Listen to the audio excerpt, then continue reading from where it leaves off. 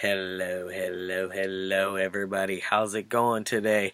I hope each and every one of you are having a fantastic day thus far. Hopefully, a great week already.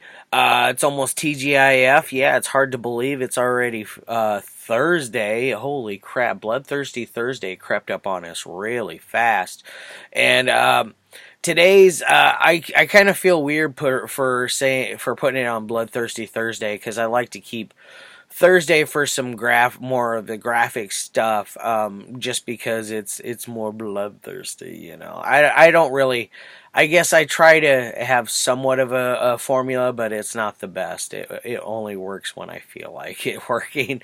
For the most, I just wing it and go with what I've been watching, and that's usually what I do. I watch it, and then within a day or two, I will review it for you folks.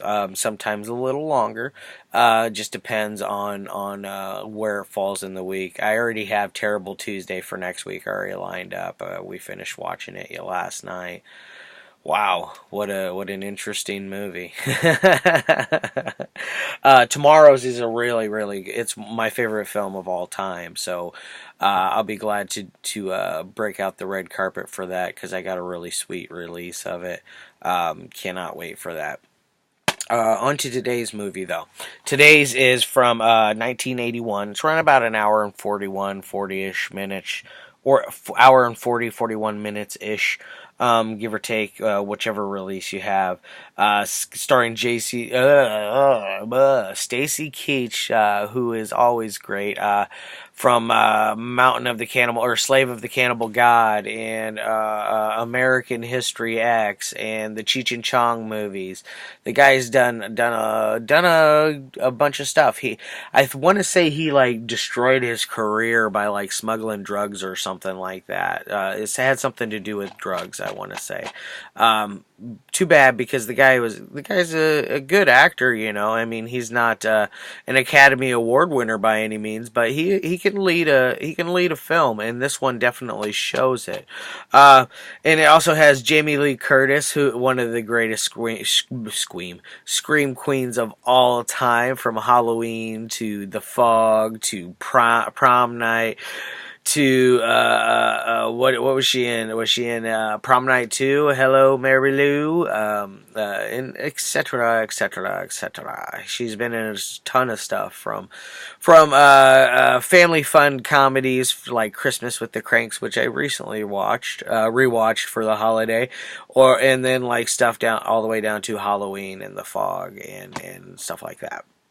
And this one, it is directed by Richard Franklin. I'm not sure if I recognize that name at all anymore, or at all. It's an Australian production and is none other than Road Games. Yes, this is my release is an older one. I need to upgrade this to the new, or to that sweet Blu-ray that Umbrella released on this. This is the old Anchor Bay release, and as far as there you go. There's your special features there, guys. As far as what comes inside, you get a handy little open up card that gives you a little bit of info, and then you got your index selection. Zero reversible artwork as usual. Standard issue DVD. No DVD-R messes here with you won't get that with Anchor Bay, which is awesome.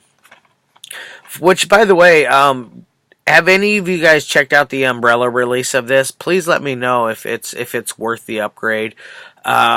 This is a good release. It needs to be cleaned up just a pinch on both the sound and the picture quality, just a little bit. It's not too bad in this one. The artwork is kind of lame.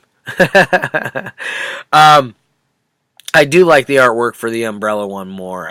I'm pretty sure it's different, because I've seen some artwork for Road Games that was different, and I'm pretty sure it was the Umbrella one. But anyways, on to today's movie. Today's is a very cool one, very fun, very lots of cat and mouse games going on here, lots of road games going on. It's about Stacy Keach, who plays a guy named Quid. He is not a truck driver, even though he drives a truck. He's just not a truck driver though. It's weird. He's an independent trucker that claims to not be one. But anyways, he is charged with this task to go.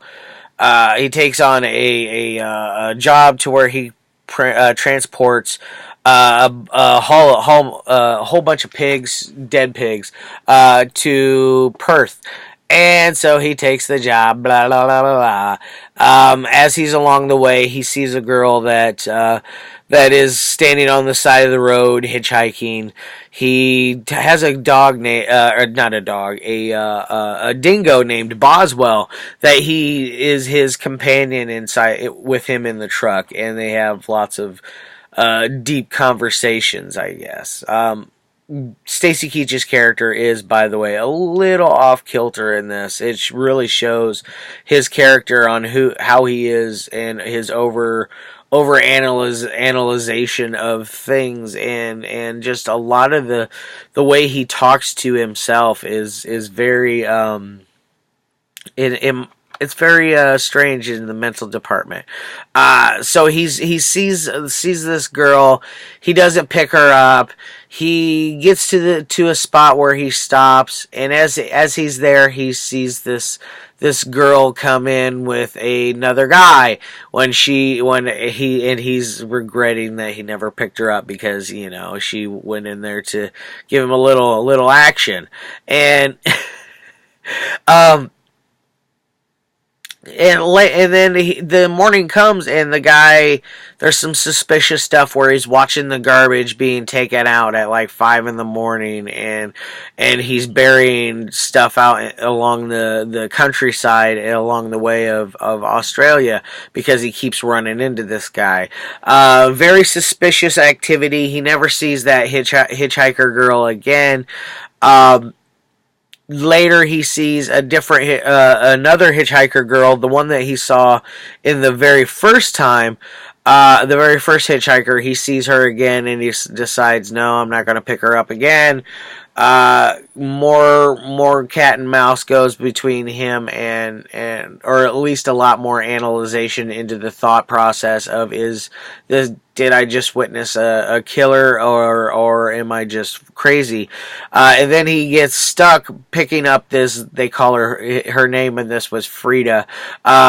He gets stuck picking her up, and it's hilarious. She's got the road blocked off with a bunch of pink tissue, and it makes him slam on his brakes so hard because he didn't realize what the hell it was. He just saw stuff in the road.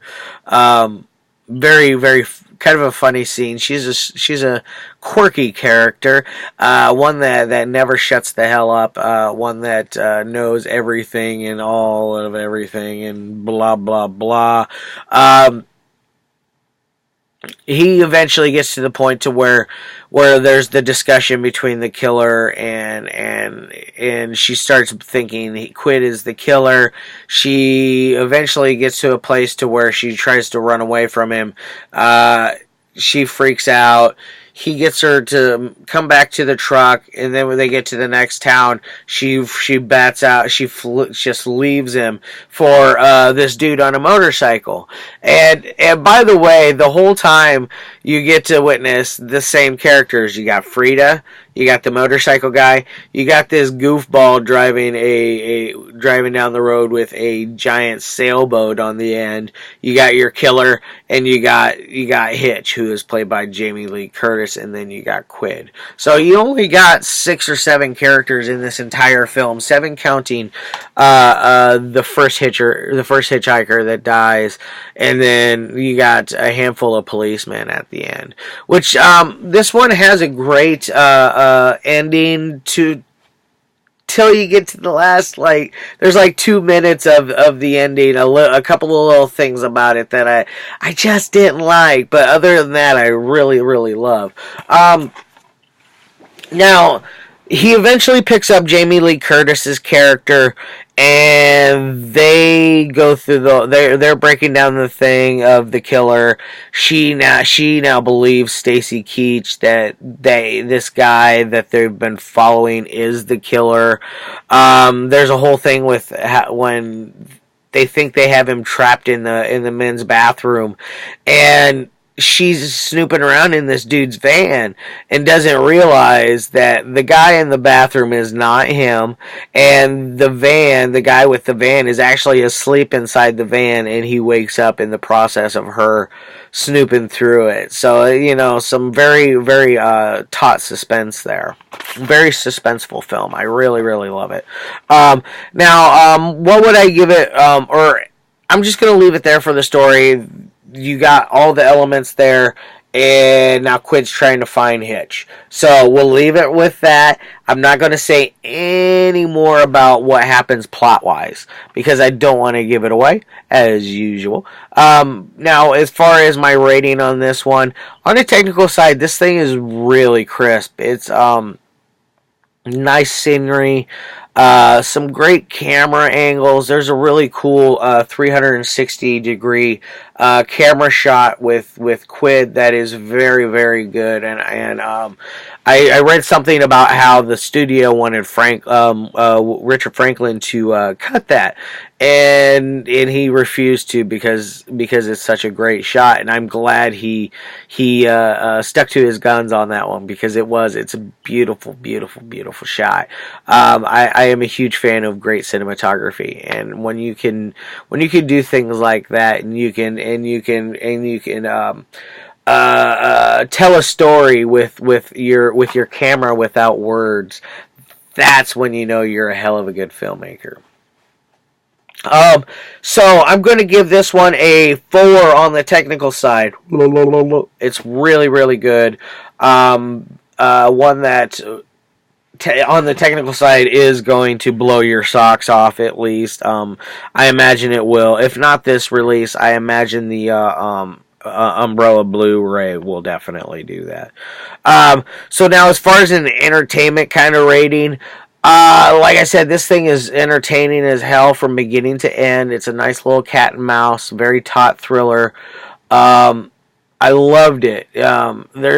I can't say anything more that can praise this film. This is one I wish I watched more. I need to see this more. I need to make it part of my yearly endeavors of films to watch, because it was that damn good. This is one that I need to add to the repertoire. I'm going to go ahead and set that down. Alrighty, guys. So we got a 4, and let's give it a 4 as well. So we got a 4 and 4. We're going to give it an 8 altogether. That's a hell of a good score, I feel like. It's a borderline 9. It's that good. There's just that little bit of, there's a little part in the ending that I did not like, at the very, very, very ending. But other than that, I freaking adored this movie. I highly suggest it for each and every one of you. Go out and get you a copy, or at least stream it. I think it's on Prime. I can't remember. It's somewhere out there streaming. I'm pretty sure of it. Alright, y'all. Love your faces as always. Please like, share, and subscribe. Come back tomorrow. I got an amazing movie for you. Like I said, it's my favorite of all time, and I'm happy to finally do a review of it for you guys. Alright. Peace as always.